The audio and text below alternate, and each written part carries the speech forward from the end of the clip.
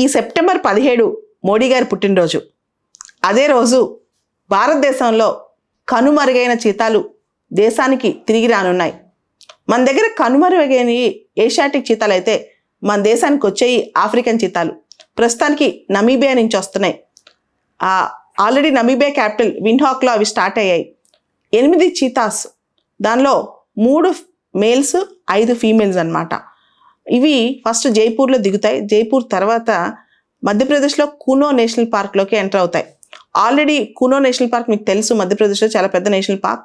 748 square kilometres ఉంటుంది దగ్గర దాని విస్తీర్ణం. ఆల్రెడీ అక్కడ చాలా లెపర్డ్స్ ఉన్నాయి.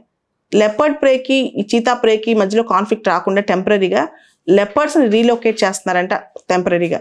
అయితే ఈ వచ్చిన చీతాస్ని ఒక 1 మంత్ క్వారంటైన్లో పెడుతున్నారు. ఎందుకంటే ఫస్ట్ టైం ఇంటర్ కాంటినెంటల్గా చీతాస్ని ఒక కాంటినెంట్ నుంచి ఇంకో కాంటినెంట్కి తీసుకురావడం అనమాట.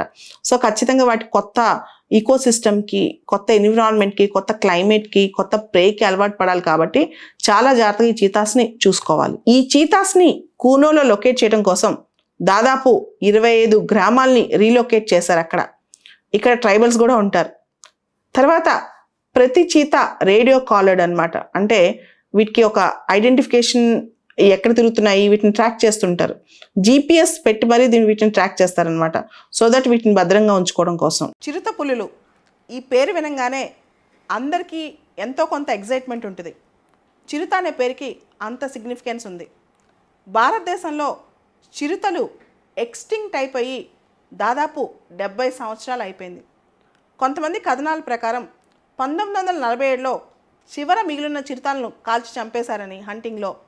కొంతమంది కథనాల ప్రకారం ఛత్తీస్గఢ్లో ఒక చిరుత హంట్ చేస్తూ కనిపించిందని 1952లో. మొత్తం మీద 70 సంవత్సరాల క్రితం వరకు కనిపించాయి, ఇప్పుడు కనిపించట్లేదు. ఇండియాలో చిరుతలు ఎక్స్టింక్ట్ అయిపోయాయి. ఇండియాలో ఉన్న చిరుత వెరైటీ ఏషియాటిక్ చీతా. ఈ ఏషియాటిక్ చీతా కొన్ని మాత్రం ఇప్పుడు ఇరాన్లో ఉన్నాయి. IUCN అంటే international union for conservation of nature and natural resources కథనం ప్రకారం ఏషియాటిక్ చిరుతలు ఇప్పుడు క్రిటికల్లీ ఎండేంజర్డ్ స్థానంలో ఉన్నాయి. అయితే చిరుతలు ఆఫ్రికాలో కూడా ఉన్నాయి. South Africa, Namibia, Zimbabwe, Botswana ఈ దేశాల్లో చిరుతలు ఉన్నాయి. వాటిని ఆఫ్రికన్ చీతాస్ అంటారు. ఈ ఆఫ్రికన్ చీతాస్ మాత్రం వల్నరబుల్ లిస్ట్లో ఉన్నాయి. వీటి నెంబర్స్ కూడా బాగానే ఉన్నాయి. అయితే మన అదృష్టం ఏంటంటే చిరుతలు ఇండియాకి మళ్ళా రాబోతున్నాయి. కానీ మన ఏషియాటిక్ చీతాస్ కాదు, African cheetahs. India, Namibia memorandum of understanding ఒకటి చేసుకున్నాయి. దీని ప్రకారం నమీబియా మొత్తం 8 చిరుతలను భారతదేశానికి ఇవ్వబోతోంది.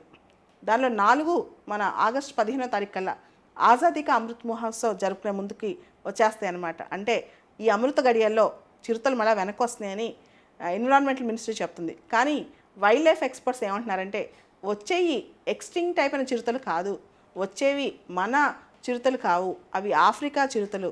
కాబట్టి ఆఫ్రికా చీతాస్ మాత్రమే వస్తున్నాయి. రీఇంట్రడక్షన్ అని చెప్పకండి, ఓన్లీ ఇంట్రడక్షన్ అని చెప్తున్నారనమాట. యాక్చువల్గా నమీబియా మనకి అవి అమ్మట్లేదు.